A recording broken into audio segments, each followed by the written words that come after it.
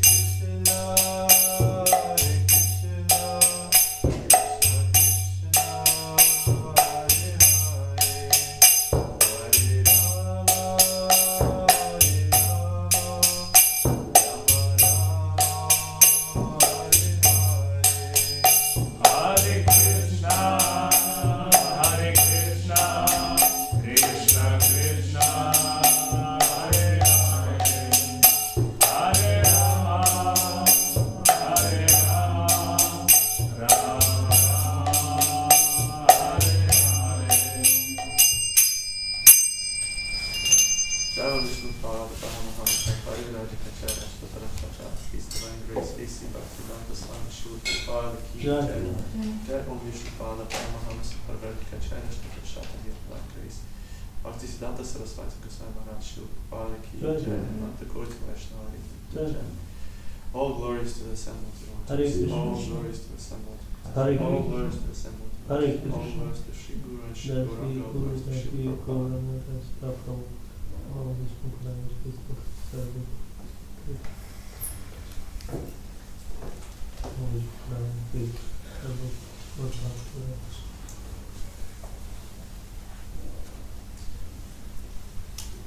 So we're reading from Srimad Bhagavatam, 4th canto, chapter 30, verse number 15. I don't think the mic is working, but we don't need it, right? Everyone can hear me well, okay. Yeah, that's fine. So, I'll read.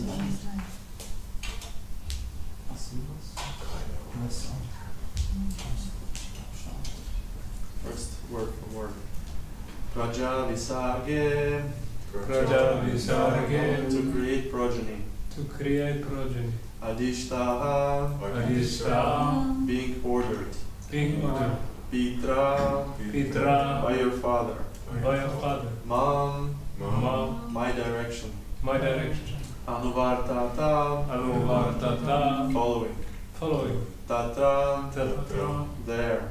There. Kanyam. Kanya. The daughter. The daughter.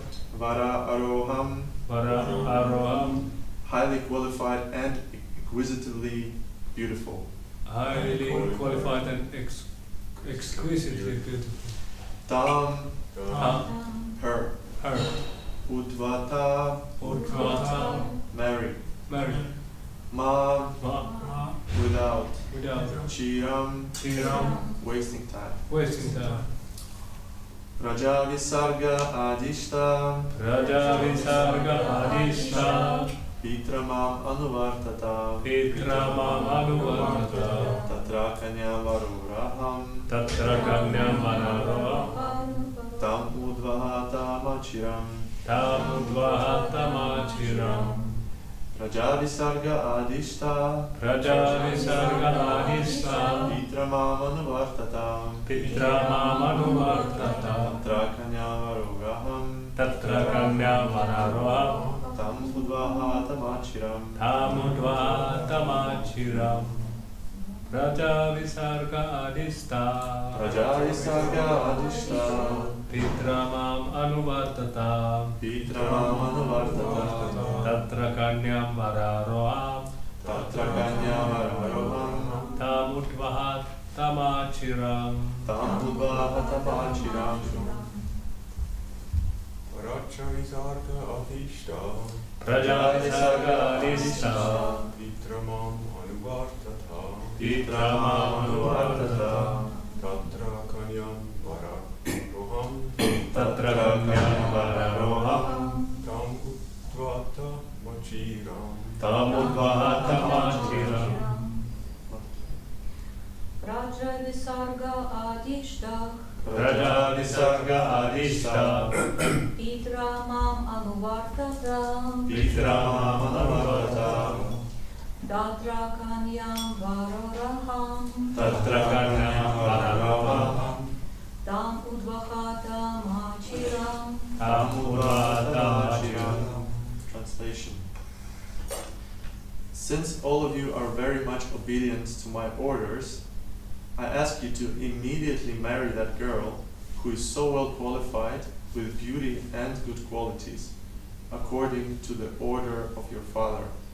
Create a progeny through her. Purport by Srila Prabhupada.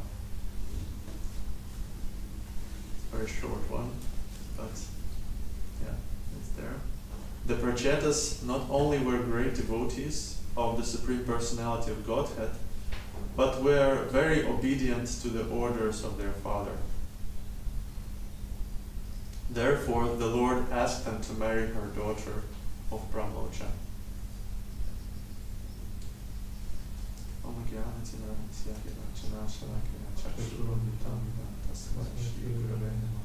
Shri Chaitanya Mano Vishnam Stavitam Svayam Rupam Kadam Vanchakalvatarvascha Kripa Sindhubhyeva Patitanam Pavanebhyo Vaishnavebhyo Namo Namaha. Jai Shri Krishna Chaitanya Prabhu Nityananda Shri Advaita Gadadhara Shivasadi Gaur Bhaktivinoda Hare Krishna Krishna Krishna Hare Hare Hare Rama Rama Rama Rama Hare Krishna Krishna Krishna Hare Hare Hare Rama Rama Hare Hare. So I'll read the verse again. Since all of you are very much obedient to my orders, I ask you to immediately marry that girl who is so well qualified with beauty and good qualities. According to the order of your father, create progeny through her. So we're continuing our story of the Prachetas. I'm sure many speakers before have already spoken a lot about how nice the story is and about the qualities of the Prachetas. So I want to just go through in general about the history a little bit, and also about the two qualities of the Prachetas that allow them to satisfy the Supreme Personality of Godhead. Because these are instructions of Lord Vishnu himself that appeared in front of the Prachetas and gave them the blessings and instructions to get married after their austerities, tapasya that they performed, and go back to the kingdom and rule the world. So the story of the Prachetas is a very important lesson to all those aspiring to take to Krishna consciousness seriously and genuinely follow the instructions of Krishna consciousness. For this reason that Prachetas managed to satisfy the Supreme Personality of Godhead, and they achieved perfection in the end. And Srimad Bhagavatam is a book of transcendental knowledge, and it describes the pastimes of the Lord and how the Lord interacts with devotees. So basically, it's a book about relationships, we can call it a book about relationship between God and the devotees. And basically, essentially, it is the knowledge, means relationships, how we relate. Bhakti means relationships. And to understand our relationship to the Lord is the essence of the knowledge.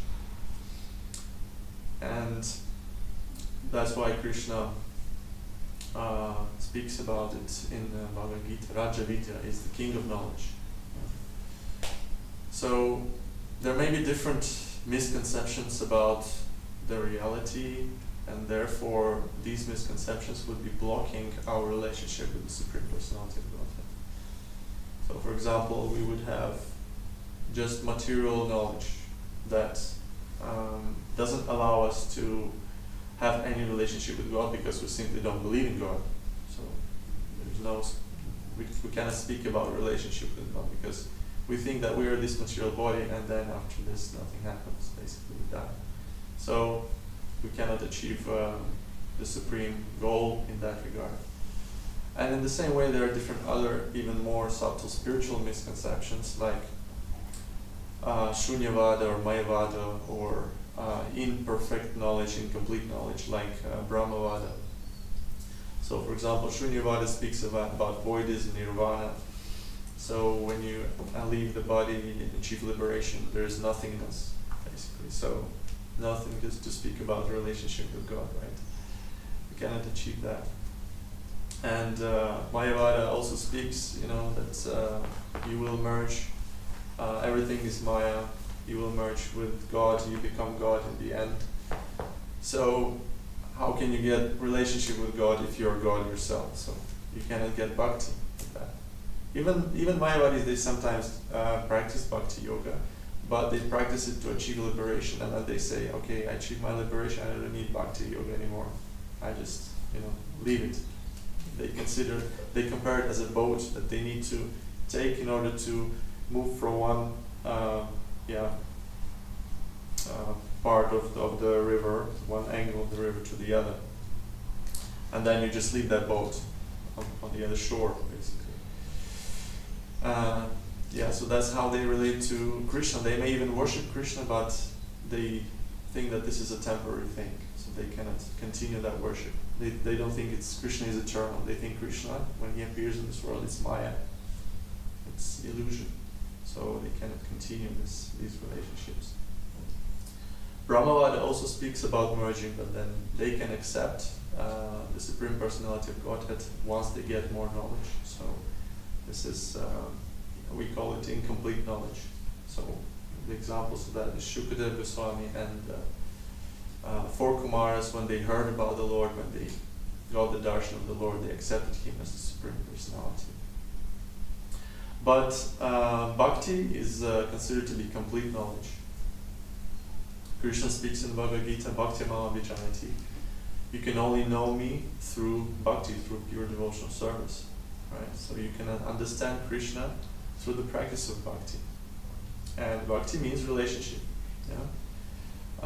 Bhakti means relationship, and for that relationship to take place, we need three aspects, or three principles. First principle is that we need Bhagavan, right? We need the Supreme Personality of Godhead. Second principle is that we need Bhakta, the one who worships the God, and we need also Bhakti, the process of worshipping, basically, the worship itself. So without these three, Bhakti is not possible. And to understand these three principles, essentially, is the goal of human life. And to understand that practically, how can we do that? Practically, we can do that through watching or through reading about the stories of the great Vaishnavas, great devotees, particularly in Srimad Bhagavatam, which shows how the devotees relate to God, how they relate to each other. And through that example, we can also see what is appreciated by the Lord, and then we can learn from that. We can learn different things.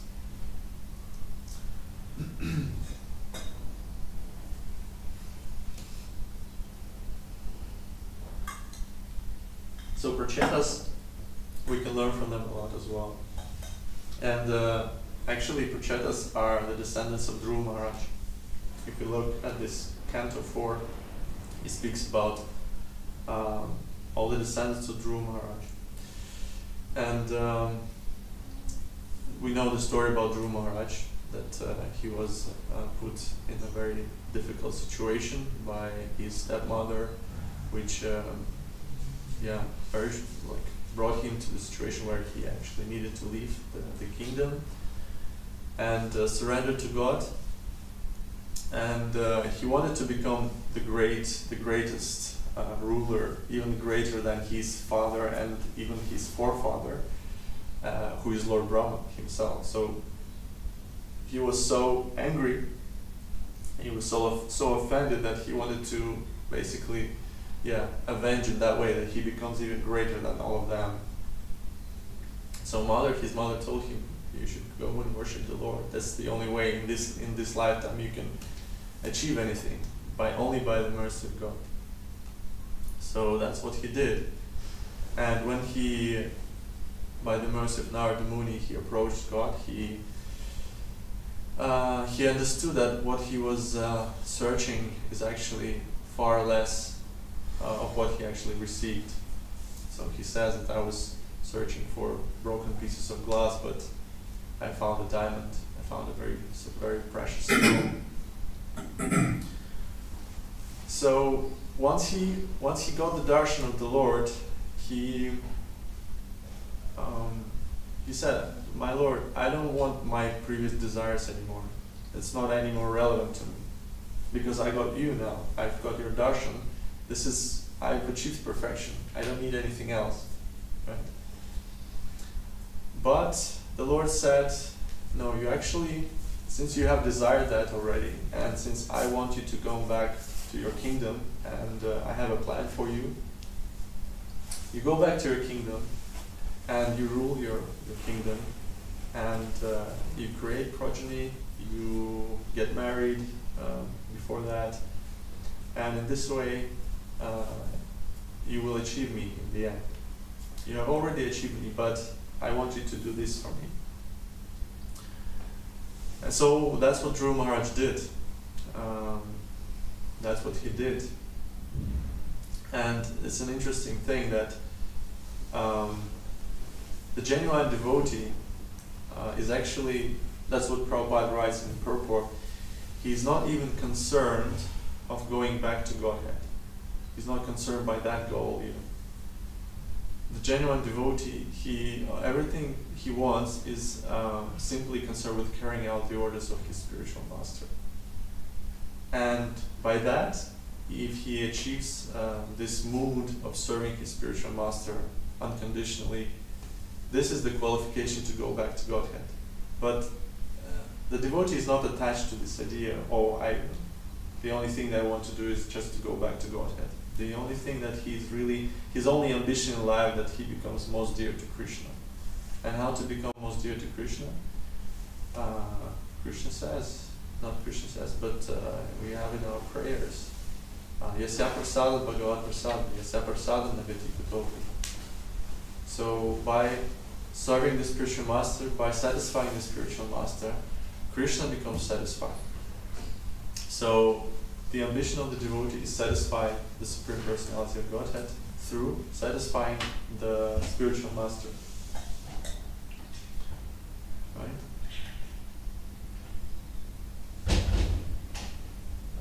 Therefore, Prabhupada says, not even get concerned whether we go back to Godhead or not, simply concerned with carrying out the order of the spiritual master. And Prabhupada actually lived by that example as well. Prabhupada lived in Vrindavan, right? He was already back to Godhead. He was already achieved perfection in his life. He was there, he was peaceful. But his guru told him to go preach. And that's what he did. He could have stayed in Vrindavan, but he still went to the west and preached. So Prabhupada lived by this example that his only goal is to satisfy the spiritual master, and in that way serve the Lord, Supreme Personality. So we see then further on in this whole canto, we see that Dhruva Maharaj has had descendants. His elder son Utkala was actually a very elevated soul, and by his father's mercy, he was supposed to get this whole kingdom that Dhruva Maharaj owned. And Dhruva Maharaj was very renowned and very respected ruler. And basically, Utkala would receive everything. He would receive all the respect. He would receive all the great enjoyments that he could get by this through getting this kingdom. But seeing the example in his father, he got so much inspired that he said, "I don't want anything of that. I just want to, renounce the world. I'm not interested by that stuff, by this kingdom." So he had no inclination, and he was not competitive. Like in different stories, we know that everyone is fighting for the throne, right? In general, in many families, dynasties, there's so many conflicts because, the brothers are fighting who's gonna get the throne, and everyone wants to become the king. But that was not the case in the family of Dhruva Maharaj. He had an elder son and a younger son, and the elder son, Utkala, he simply gave the kingdom to Vatsara, the younger son of Dhruva Maharaj, and then he left. So, it's interesting how the Vaishnava families, they're not competitive. They want to get mercy of their fathers, and by that mercy they will serve the society, through taking care of them, basically. And then after Utkala, there are other descendants. One of them was Maharaj Anga, who was also a great king. Also by the mercy of Lord, he achieved perfection, and by some miscalculations of understanding who to get married with, he got a son of Maharaj Vena. You probably heard about Maharaj Vena, that he was not so much successful. Yeah, he was actually very cruel ruler. He was getting enjoyment from seeing how his other friends are suffering. So that was his enjoyment. He made them suffer, and the more they suffered, the more he would enjoy. So the Brahmins who were ruling behind the king, who were kind of on top of everything. We know that the Brahmins are on the top of the society. They didn't like the situation, and they had to make arrangement that from the dead body of King Vena, Maharaj Prithu would appear. So all of this is in the dynasty of Dhruva Maharaj. Prithu Maharaj was a Shaktivesh avatar of Supreme Personality of Godhead, and he was a great king. So many stories about Prithu Maharaj as an ideal king we can see. And then after some more descendants, then King Prashinavarhi appeared, who was actually supposed to become a Prajapati. Prajapati is the one who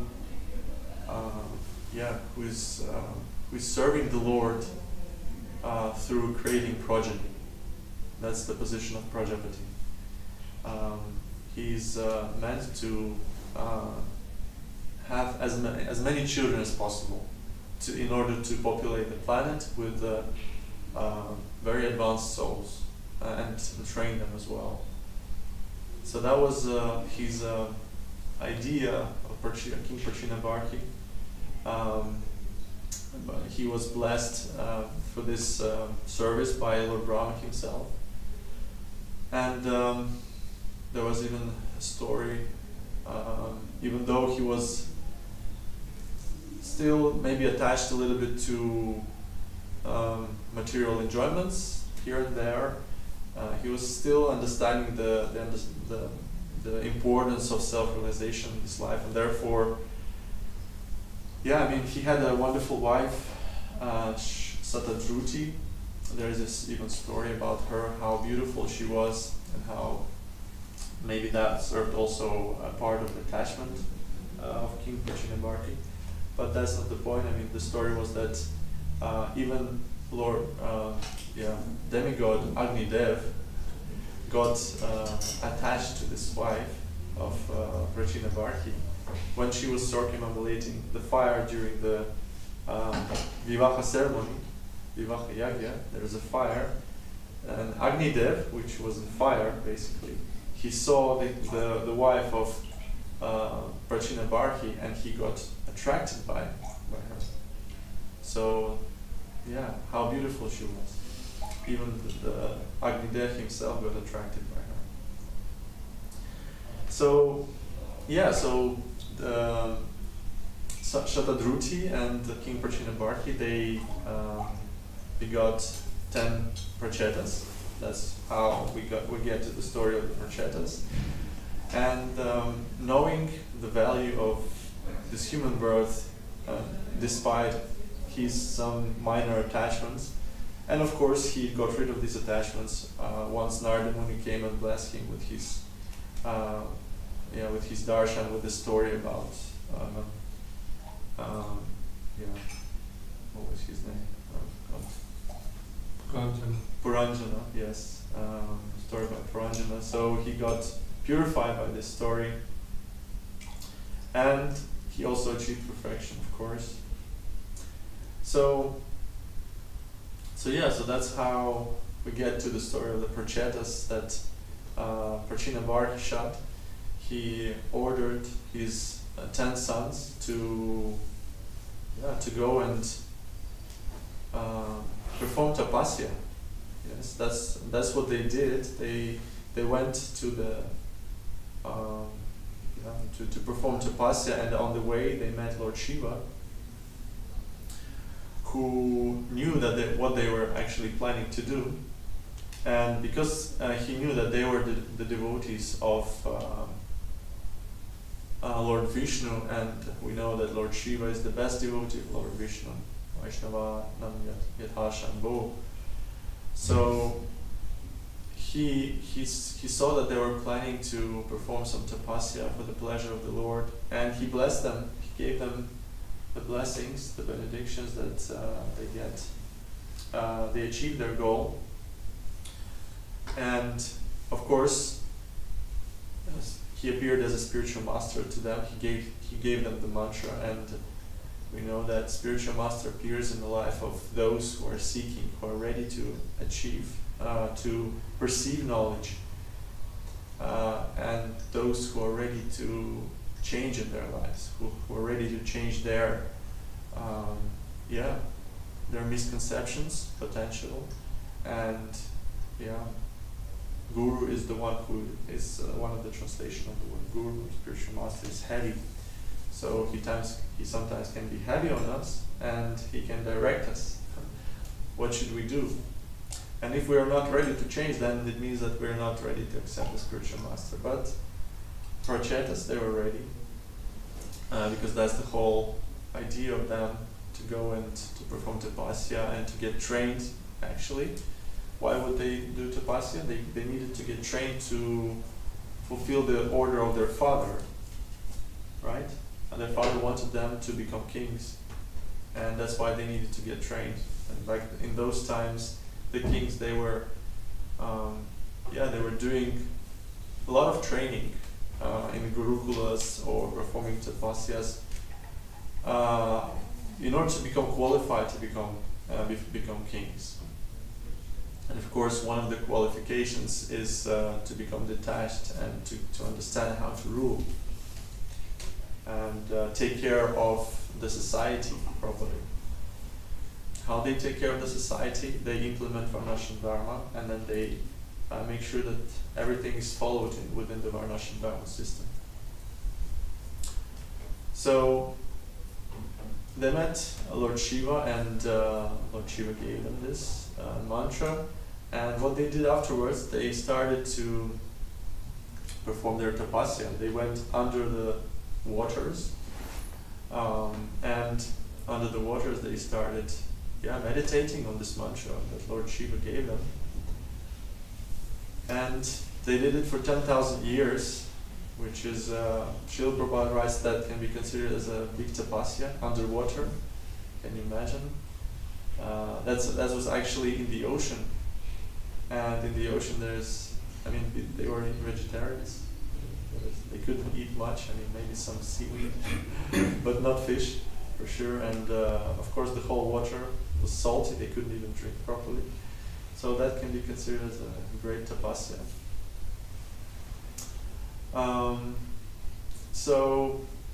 But they did it, and nevertheless, they did their tapasya.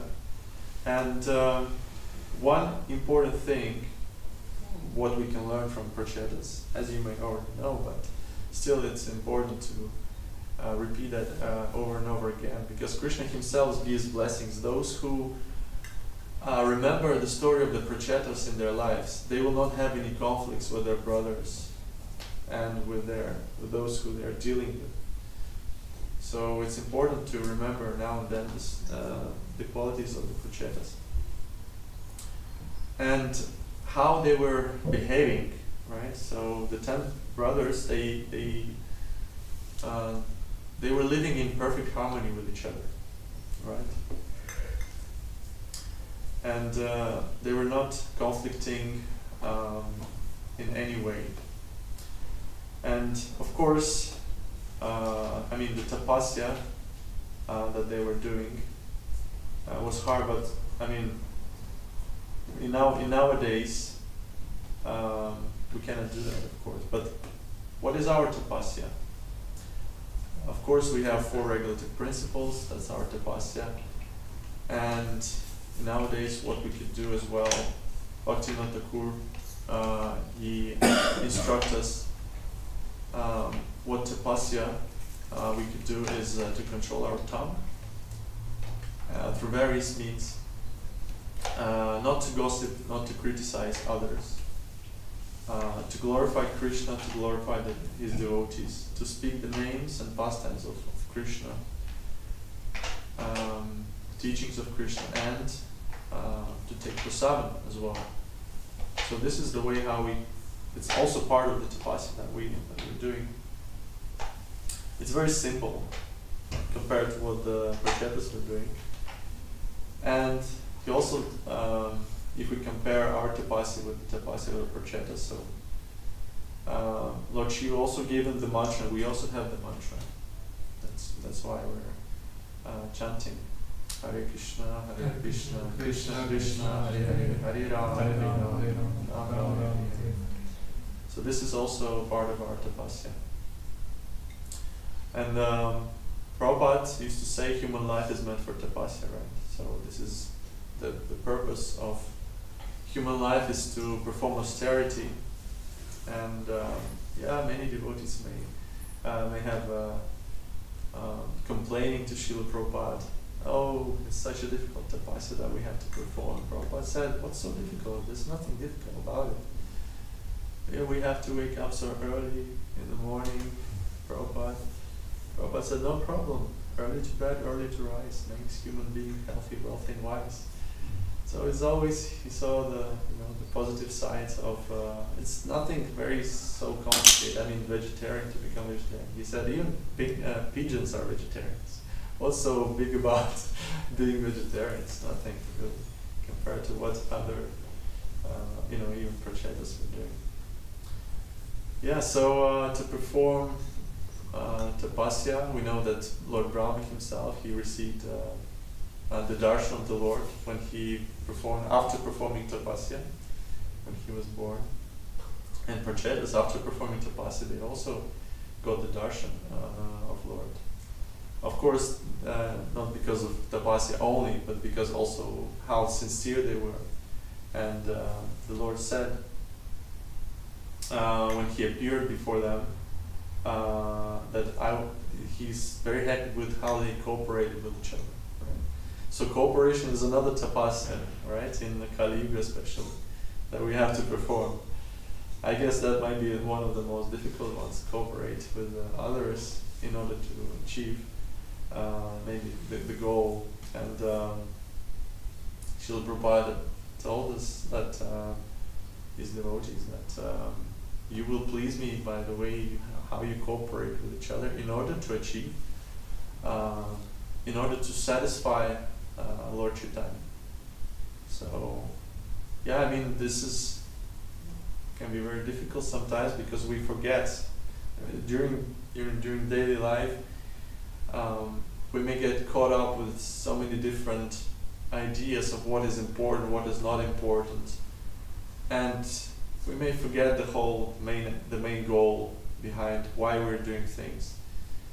And sometimes our self-interest comes on the front, and then we end up conflicting with each other, with devotees, which is just another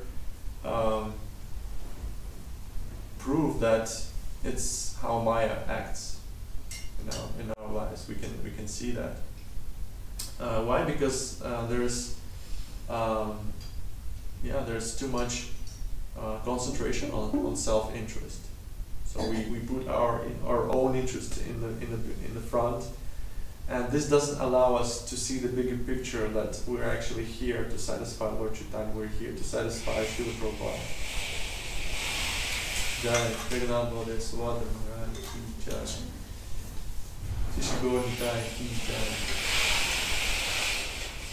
So yeah, just whenever we have these, sometimes conflicts are inevitable, of course.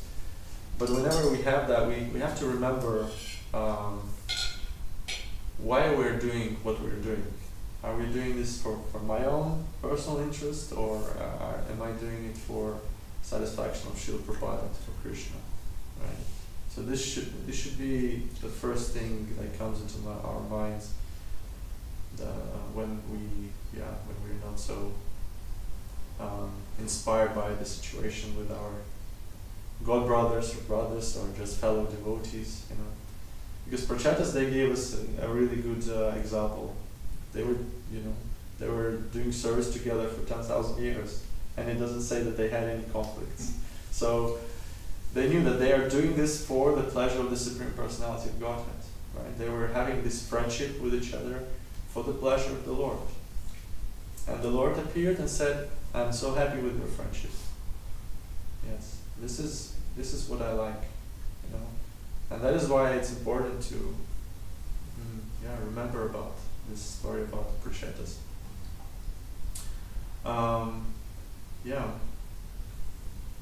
So,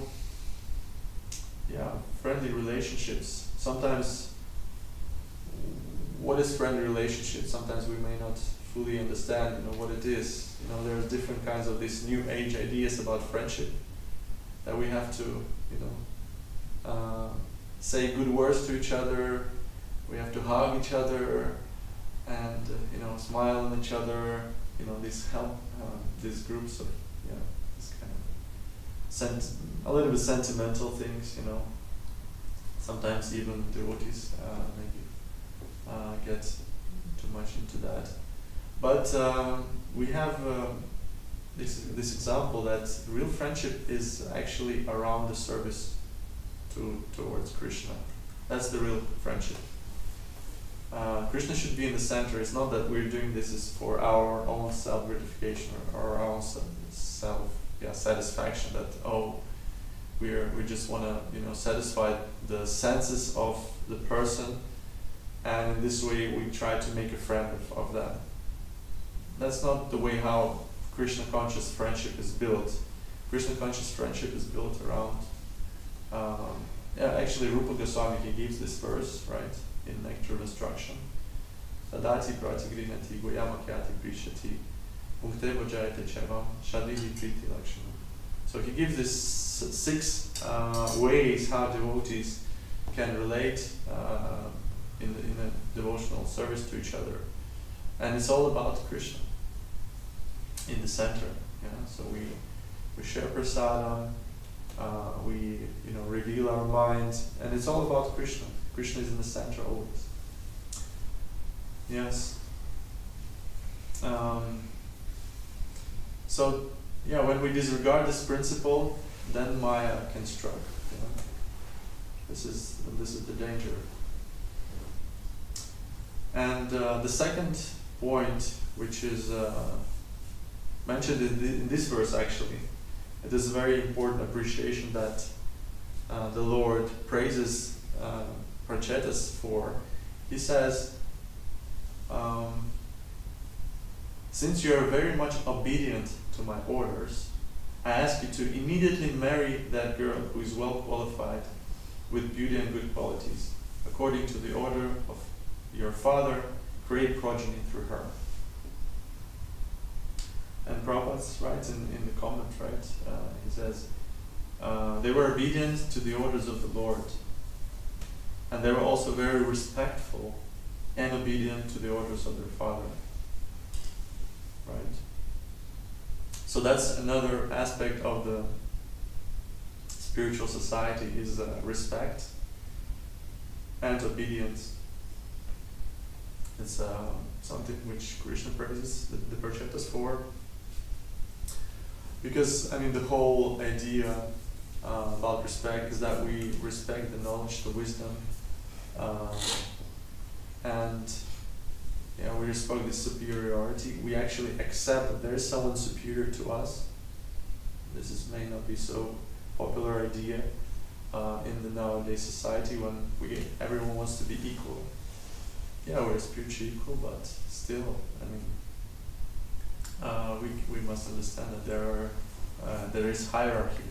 There should be hierarchy. Otherwise, we're just living in an illusion that we're all equal. That's not possible. And we want to live in the real world. Hierarchy is there. So when we don't follow the hierarchy, when we don't accept any authority, that means that we are starting to accept the authority of what? Of our mind, right? So then our mind becomes our authority. So in this way, Maya strikes again, right? And the result of this is that we're being misguided. And Prahlad Maharaj speaks about it is that the blind are leading the blind, right? And then everyone ends up in some unfavorable place, you just fall. There's even, I think, a painting somewhere, a famous painting, when the blind are leading the blind and they're all going to fall into some gap or some kind of. So that's what happens when people are following their minds or the minds of other people. Yes, so they end up in a not so pleasant situation.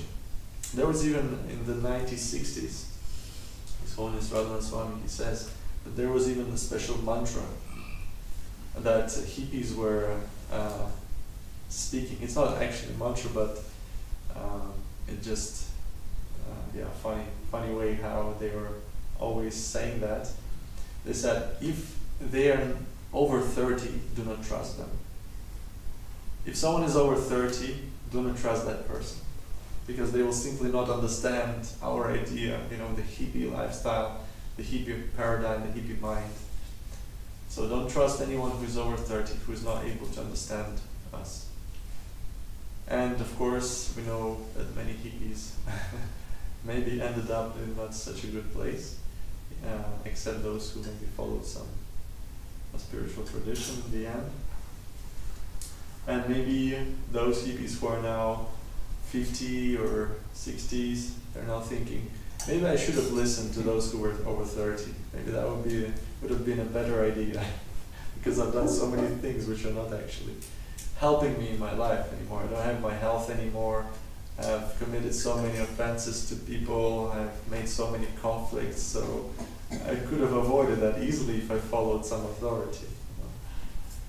So that's. But the civilized society and the spiritual society is all about respect. It's interesting that in India, when some people, when they wake up in the morning, they pay obeisance by touching the feet of their elders, of their parents. That's just the first thing they do in the morning, right? To pay respect and show obedience. As part of a cultured society, a civilized society. And actually, Srila Prabhupada, when he came, he introduced this idea of respect. Brahmananda, he speaks this story. When he had initiation with his brother Garga Muni, Prabhupada invited their mother to this initiation ceremony. And before taking the beads and giving the vows, speaking the vows to their spiritual master, Srila Prabhupada asked them to touch the feet of their mother. And when they did that, the mother was shocked by this. She was not expecting that. It was a culture shock. How is it possible that children are doing that? So Prabhupada, he tried to teach us that even though the person may not be spiritually advanced and you should not follow them, spiritually, but you can still pay respect to them. That's just normal thing in the society to do, especially with your parents. And your mother may not be devotee, but she's still your mother. You have to pay respects to her. And then Brahmananda, he speaks about another story how one of the next days after initiation, he was also trying to follow that principle, and he came to the door step of his house where his mother lived, and he rang the door, and his mother comes out of the she opens the door and she doesn't see anyone And then she looks down and she sees Brahmanandi. She actually paid obeisances to her, fully on his knees. So she was even more shocked, how Brahmananda was trying to really follow that principle which Prabhupada tried to instill. Yeah, so she asked him, just quickly get in before the neighbors see you here. Yeah, so that's the idea. The purpose here is that even though the Prachetas, they got the darshan of the Lord, and they were not actually interested by material things. They already got the darshan, so they achieved perfection. But still, because they were obedient and because they wanted to serve, just like Dhruva Maharaj, they followed the instructions of their father and of Krishna, who instructed them to go back and make progeny. So that means they were willing to serve Krishna to satisfy. There are two ways how we can please or serve Krishna. One is by our guna karma, by our material nature, where we are born, how we are born, with what qualities we are born, what we're inclined to do materially. This is how we can connect with serving Krishna. And the other thing is what Krishna wants. What is the need? So in this case, Krishna needs them to follow his advice to go back, not to stay in the ocean forever. So that's what they did. Yes. So they started following, and they came back, and for this whole idea about progeny. We know what it entails to make progeny. And Krishna says, I am sex life, which is not contradicting the Vedic principles. Right? So whenever someone is following that way, that path, for the pleasure of the Lord, he's actually serving the Lord in that way. There is no contradiction here. Right? Sex life for the sake of progeny, that is which is advised in the Shastra. And so that's the story of the Prachetas. There's many more things to speak, but we're already getting closer to the end.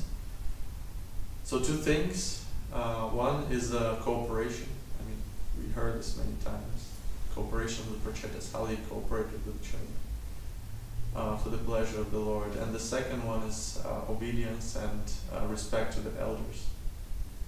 So these two things, they were cornerstones, so to speak, and of course their sincerity to satisfy the Lord. They were cornerstones of achieving perfection and pleasing the Lord. In this way, by the examples of such devotees, we can understand how we could also please the Lord, what we could do in order to achieve perfection. So I will stop here. Hare Krishna. I don't know if you have any time for questions, maybe one or two. Yes. Можно на русском повторить мантру, о которой вы говорили, что вы о ней сказали? Какой мантра? Вы что-то говорили, мантра, потом хиппи. Мантра. Да. Это не совсем мантра. По-английски понимаете, да? Нет, или по-русски? Нет, поэтому по-русски прошу. I was Russian because Mataji doesn't. Смысл мантры был в том, что не доверяйте никому, кто старше 30. Это была мантра хиппи. Такая. Она называется мантра, но это на самом деле не мантра, но просто такое настроение, что они доверяли только себе и своему разуму, своему уму. И натворили дело разных, наломали дров. Just a little addition to what you mentioned, that the pure devotee doesn't even desire to go back to Krishna. He just wants to serve life after life, this guru and the instructions of this guru. So there was once Prabhupada at the darshan, with his disciples, and there were also devotees from many different services, and one devotee was there and he said, Prabhupada, please bless me that I can distribute your books life after life. And then Prabhupada said, you fool, if you can go back to Krishna, then you go back to Krishna. So sometimes we might take these ideas of what a pure devotee is doing, because we have no idea what like in the 8th verse of Chikshashtikam, like Mahaprabhu prays in the mood of Radharani that you do whatever you want to do with me, I will serve you, whatever it takes. So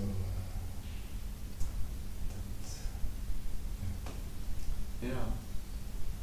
So when Krishna is pleased and when he takes you, I mean it's a little bit contradicting, right? To want to stay here because he's already pleased. But I think it's adding. Like you said, it's an addition, right? So when we try to understand it, there's no contradiction here in a way that we try to please spiritual master, and in this way Krishna gets pleased. And when Krishna is pleased, then if he grants liberation, then it's fine, you just take it, right?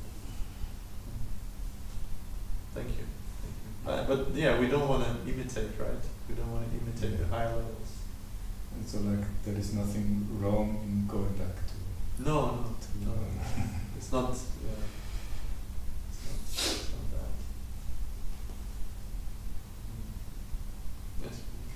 Yes. You mentioned the Prachetas, they didn't quarrel. Maybe you said it, but I didn't quite get it. What's the how did they manage that they didn't quarrel? Like what's the secret? They never got into a fight. The secret, as far as I understand it, as much as I understand it, is that they were fixed in the idea that they are doing their service for Krishna. They put Krishna in the center, not their own interest, self-interest, but Krishna's self-interest. Right. So when you want to please Krishna together, and your idea is that, we're doing this for the sake of Krishna. One devotee gave me an example. I remember it still now. They were trying to buy a sofa for their home, like a bed sofa. And they were thinking, which color should it be? Should it be red? His wife wanted red, and he wanted blue. And they were arguing. No, we should have a red one. No, we should have a blue one. And then they thought, okay, let's think about it differently. We're inviting devotees in our house. What would be the best for devotees' consciousness? Because both red and blue are a little bit agitating maybe for the consciousness, and the whole flat is white anyway. So they thought, just for the harmony or for the peace of the mind of the devotees, when we invite them, let's just buy a white one. So in this way, they tried to please devotees. They wanted to make devotees happy. It's not about, I want it like that, or I want it this way, I want it that way. No, let's think about the devotees. Let's think about Srila Prabhupada, what he wants. And then, we may be thinking, maybe my interest here is not as important. If Srila Prabhupada is pleased, then I'm actually even more pleased. Then I would achieve my own result here with my own, ambitions, something like that. Does it make sense? Yeah, it makes. I'm just thinking, if both think they're pleasing Krishna or they're spiritual master, but they have a different approach. They have the same goal but a different approach. There might still be quarrel. Mm-hmm. But I guess.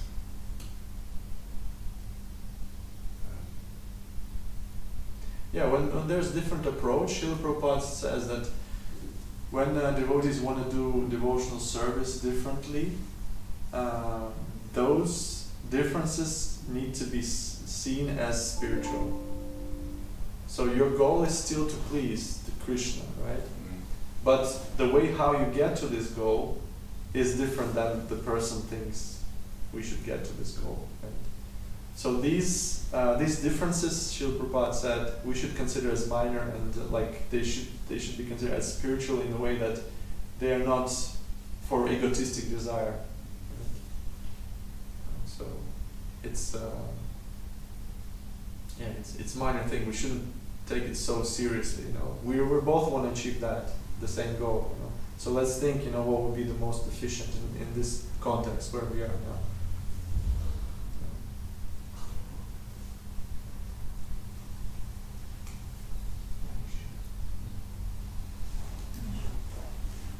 Okay, thank you so much for your attention. Gatarachan Bhagavatam ki jai, Srila Prabhupada ki jai.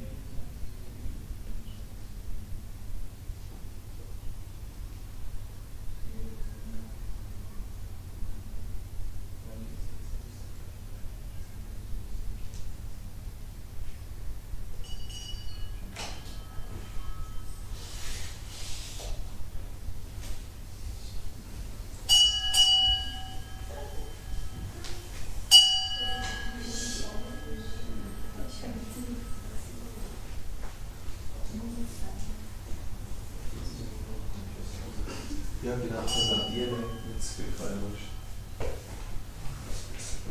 das sind so Keilrisse.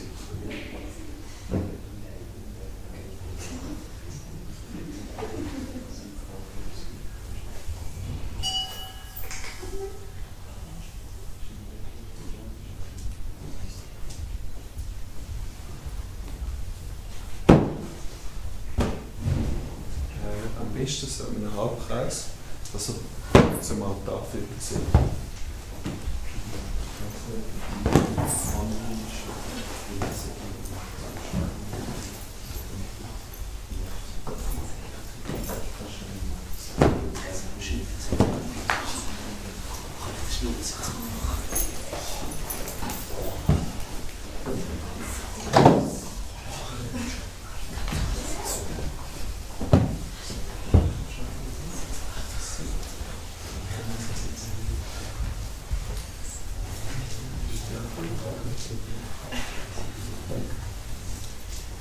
So, das ist wie das Herz für uns in diesem Tempel. Da drinnen passieren eigentlich die meisten Rituale und auch Meditationen. Und der allerwichtigste Teil ist der Altar. Und wir haben ja ganz am Anfang kurz erklärt, dass es in Hinduismus verschiedene Religionen gibt und dass wir in unserer Religion monotheistisch sind. Wir glauben an einen Gott. Und dann, wenn man da herkommt und den Altar anschaut, ihr seht ja mehrere Formen, kann das irgendwo durch verwirrend sein. Man sagt, man verehrt einen Gott, aber dann hat man mehrere Formen auf dem Altar. Und ich möchte noch kurz erklären, warum das so ist. Und zwar ist im hinduistischen Verständnis, in unserem Verständnis, Gott nicht beschränkt. Gott kann sich erweitern in verschiedene Formen und er kann sich auch verschieden manifestieren. Und so auf dem Altar, den wir jetzt hier haben wir zwei Teile, rechts und links. Und rechts, ihr seht die grösseren Formen in mir an, die mit den grossen Augen. Ganz rechts ist Krishna. Das ist eine Form von ihm. Wie er aber wirklich beschrieben wird in den Schriften, ist ungefähr so. Krishna wird beschrieben als ein junger Mann, der in einem Ort lebt, der heisst Vrindavan. Und der Ort ist ein Dorf, wo Kühe gehirtet werden. Und er ist auch ein junger Kuhhirtenjunge. Er spielt Flöte und oft hat er so eine Pfauenfeder im Kopf. Dann links haben wir auch nochmal Krishna mit seiner Erweiterung Balaram. In den vedischen Schriften, in unseren religiösen Büchern, werden die verschiedenen Formen von Gott als Avatar bezeichnet. Wer hat schon mal das Wort Avatar gehört? Schon die meisten nicht mehr. Was ist ein Avatar in eurem Verständnis? Ja. Ja. Wie so nicht Person, aber etwas, was Person repräsentiert. Mhm. Okay. Nicht wie Identität, kann man das wirklich so sagen? Oder? Ja. Ja.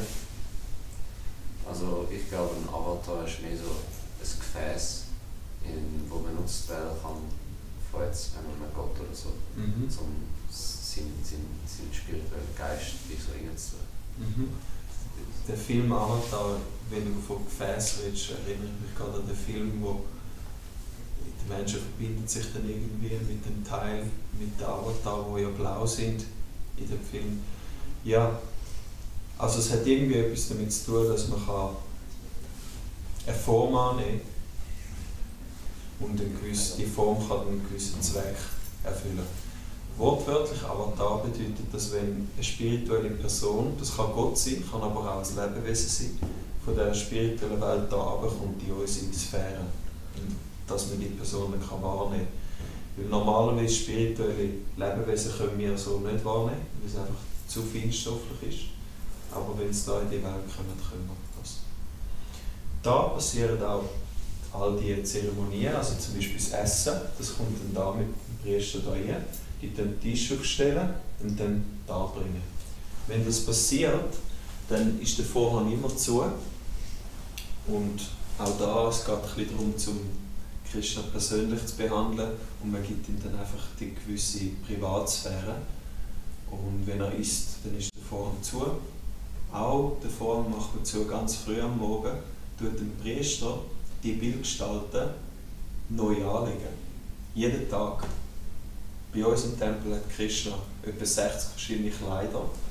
Und der Priester tut jeden Tag die Kleider abziehen, Krishna waschen und nachher neue Kleider anziehen und dann Schmuck anmachen. So jeden Tag, wenn ihr jetzt morgen kommt, wird es wieder ganz anders aussehen und übermorgen wieder ganz anders. Das passiert am Morgen und am Abend zieht man dann Krishna auch wieder ein Pyjama. So, ja, warum macht man das? Weil wir versuchen im Bewusstsein, wir versuchen wie zu üben, zum Verstehen, hey, das ist eine Person. Und so wie wir auch, oder wir ziehen uns zweimal am Tag mindestens um und wir essen mehrmals am Tag, so behandeln wir ihn. Wir fangen relativ früh am Morgen an. Was haben wir das Gefühl? Oder was denken ihr, wann fangen wir an? Bei unserer Zeremonie. Ja. 5 Uhr, ja. Am 4:30 fängt da, geht der Vorhang auf und die erste Zeremonie fängt an. Von jeder Zeremonie, was so ein bisschen typisch ist, der Priester wird in ein Muschelrohr umblasen und das ist ein Zeichen, jetzt fängt es an. Und wenn die Zeremonie läuft, da werden verschiedene Gegenstände angebracht. Ihr schmeckt vielleicht da schon Räucherstäbchen. Das ist ein Gegenstand, der dann angebracht wird, aber nicht nur an Wasser, Blumen. Und währenddessen sind die Bewohner, versammeln sich da und singen verschiedene Lieder und Mantras. Der wichtigste zentrale Vorgang von unserer Religion ist Meditation. Ja, wir versuchen, unser Bewusstsein auf Krishna auszurichten. Und wir machen das, indem wir kochen oder wir putzen den Tempelraum zur Freude von Krishna. Aber speziell Meditation ist dazu da, um tagtäglich tiefer eingehen in die Meditation, in die Beziehung zu Krishna. Und wenn wir Einweg nehmen, dann können wir eine Gebetskette über. Das ist einfach so eine Kette mit heiligem Holz und das Holz ist auch von dieser Tulasi-Pflanze, die wir vorher gesehen haben. Mit dem machen wir nachher die Kette. Die hat 108 Perlen, das ist eine heilige Zahl im Hinduismus. Und auf der tut man beten. Und was wir beten, ist das Mantra, das ihr da seht. Das sind 3 Wörter, Hare, Krishna und Rama. Und das sind Namen von Gott. Krishna haben wir schon gehört, Rama ist auch ein Name von Gott. Und Hare ist der weibliche Aspekt von Gott. So, wir glauben, dass Krishna auch einen weiblichen Counterpart hat. Eine Freundin. Und das Gebet ist ein Gebet an sie primär. Ja, wir bitten sie, dass sie uns mit Krishna verbindet.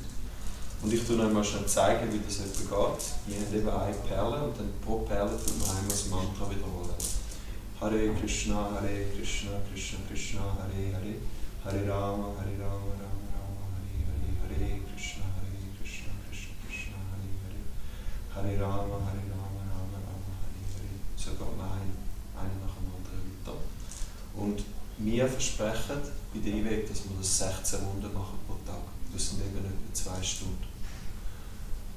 Warum dass wir das so machen, muss man vielleicht auch erklären, weil wir glauben, dass der Name und Krishna selber sind nicht verschieden. Das heisst, wenn man näher mit dem Namen in Verbindung kommt, dann kann man eine Gotteserfahrung machen. Und das ist auch der Sinn von Meditation, dass man einfach nur anlässt auf den Namen, auf das Mantra. Und für die das praktizieren oder geübt sind in dem, was man oft merkt, ist, dass konstant in unserem Kopf irgendetwas abläuft. Wir haben irgendwelche Gedanken, Gefühle, Wünsche, die ständig da rumschwirren. Und durch Meditation tut man bewusst die Gedanken zur Ruhe kommen lassen, sodass man irgendwann ganz ruhig ist und nur noch auf den heiligen Namen hören. Das Mantra kann man beten, man kann es aber auch singen und für das haben wir verschiedene Instrumente. Wir haben hier das Harmonium, das ist nicht so traditionell, das ist aus England nach Indien gekommen. Das hingegen ist eher traditionell, das ist eine Trommel und wenn wir das singen, dann machen wir das oft in Gruppen. Wir haben zum Beispiel einmal im Monat so ein Mantra singen, so ein Event. Und dann werden da für etwa 6-7 Stunden die Mantras gesungen. Und wie das läuft, ist, jemand singt dann vor, das genau gleiche Mantra, und die Gruppe singt nach und das geht dann so hin und her, teilweise für Stunden. Und die Idee ist genau die gleiche, dass man einfach seine Gedanken zur Ruhe kommen lässt und dass man nur noch den heiligen Namen hört. Ganz am Schluss von dem Morgenprogramm kommt da ein Sprecher auf den Sessel da hinten und wird einen Vortrag geben über, vorher im Museum, wenn ihr euch vielleicht noch erinnern, jemand hat gefragt, ob wir nur ein Buch haben oder mehrere, ich glaube du hast gefragt. Und dort habe ich gesagt, das grössere Buch mit den verschiedenen Bänden, das ist das, was wir jeden Tag studieren. Das Buch hat 18'000 Vers und wir können jeden Tag mindestens einen Vers studieren. Also das heisst, es geht über mehrere Jahre.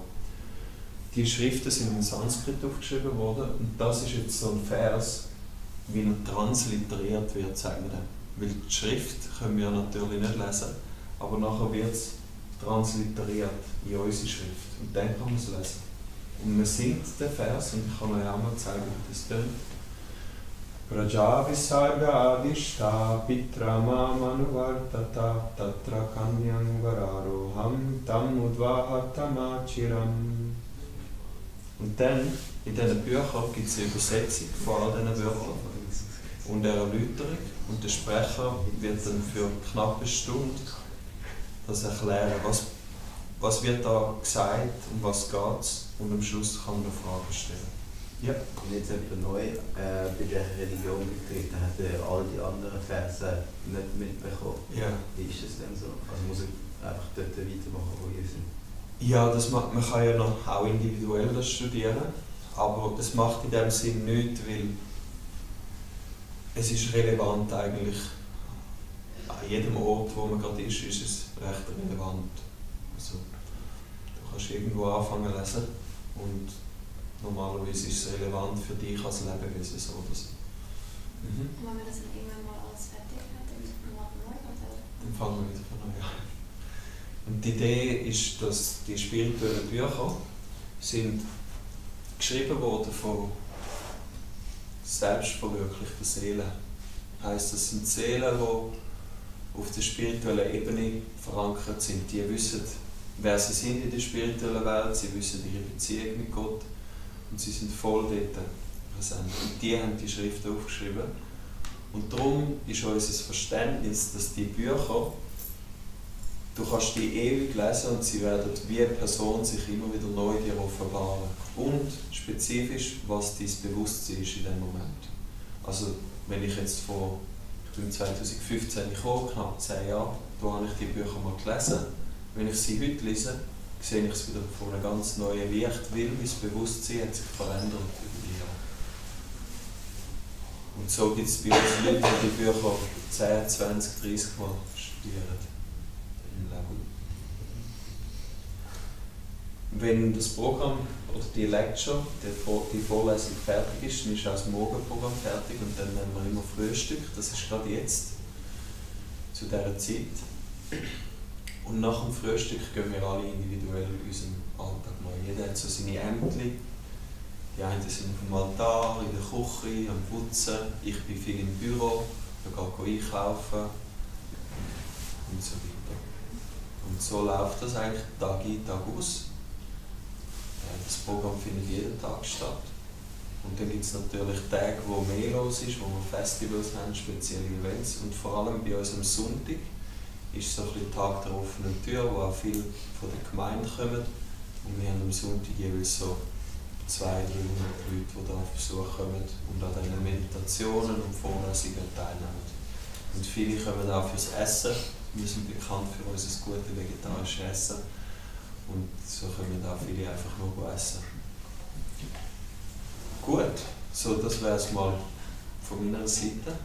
Und wir haben noch ein bisschen Tee und Gutzli parat gemacht. Das ist auch ein Teil von unserer Kultur, dass man den Gästen immer noch etwas Kleines gibt. Und wenn noch weitere Fragen kommen, können wir die gerne auch dann noch beantworten. Und ja, dann würde ich jetzt das Zeug mal holen. Wir würden normalerweise nehmen wir es dann, aber weil sie jetzt gerade zum Morgen nehmen, würden wir es dann machen. Kannst du denn das Foto machen, das wir alles geschickt? Gerne, ja. Einfach kein Selfie, sonst können wir ein Foto machen.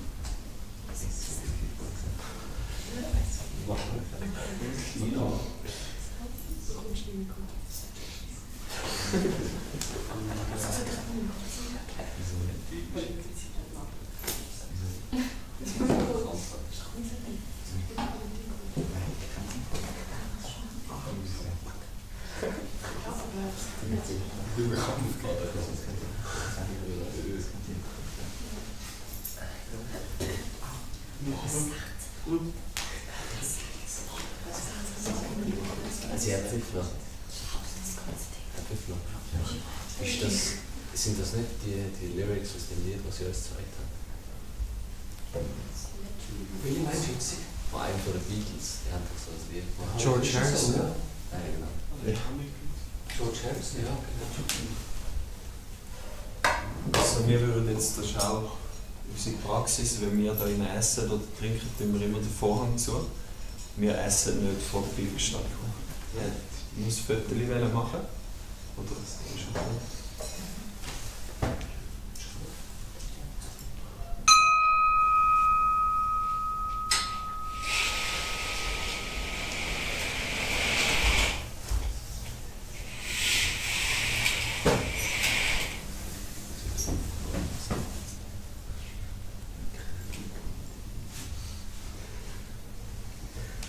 Ja. Can you just help me for a second? Just distribute one to each. Es ist Halava, es ist ein indischer Dessert.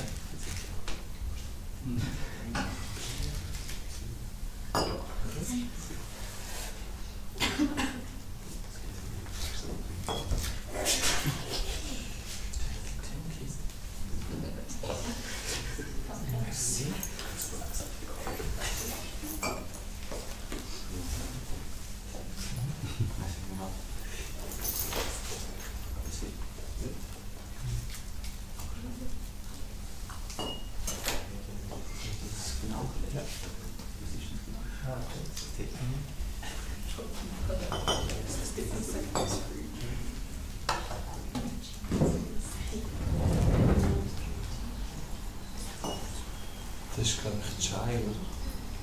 Sieht aus wie Chai. Ja, ich bin nicht.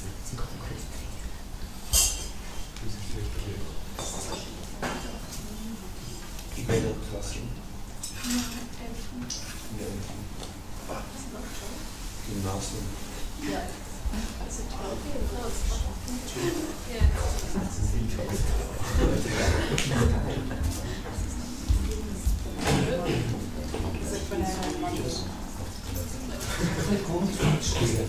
Klar, er ist im Kopfhörer und er hat plötzlich eine Stunde. Tut der Heilige Christus noch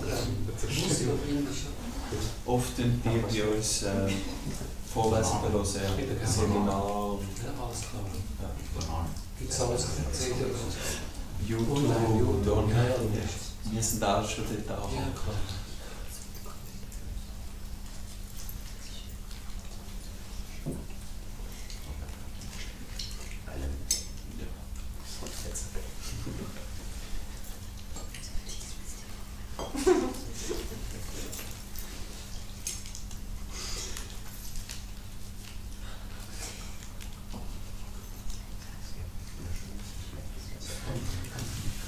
Das ist auf dem Eisbasis oder Kokos oder Basis ist Grieß. Grieß. Wie bei uns.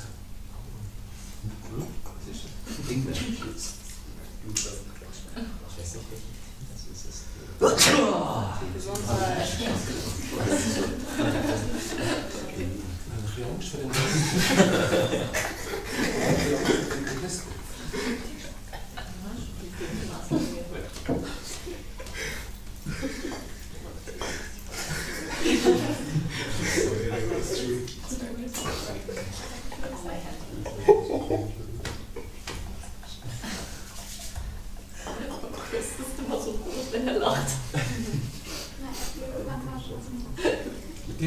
sind jetzt nicht auf dem Foto, die ich gesehen habe. Das sind Gäste. Das sind Gäste. Können wir den mal reden? Ja, der eine hat jetzt heute Vorlesung gegeben und der wohnt aber in Basel. Und der ist jetzt einfach für das kommt. Der andere ist ein Flüchtling, der aber auch in Zug lebt und länger unterstützt. Nicht relativ viele Ukrainer. Ist denn vorher schon Hare Krishnas gesehen? Ja, in der Ukraine gibt es viele Hare Krishnas. Viele sind auch da noch gekommen.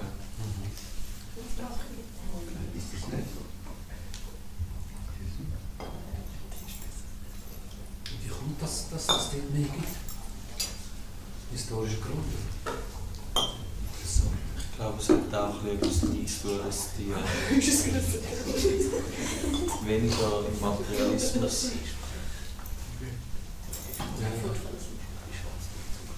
stecken. Feststecken.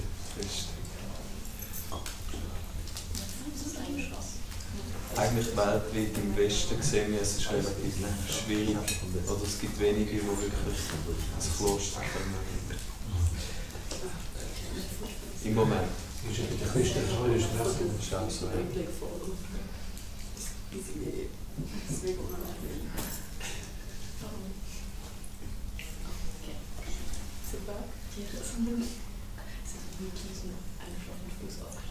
Wo übernachten Sie genau?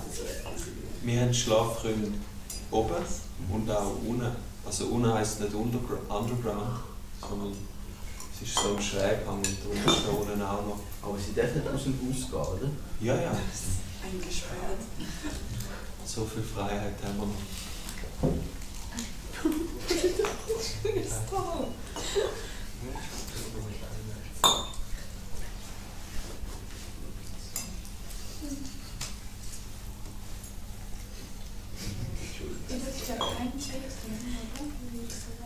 Was ich gesagt habe, war schwarz und grün.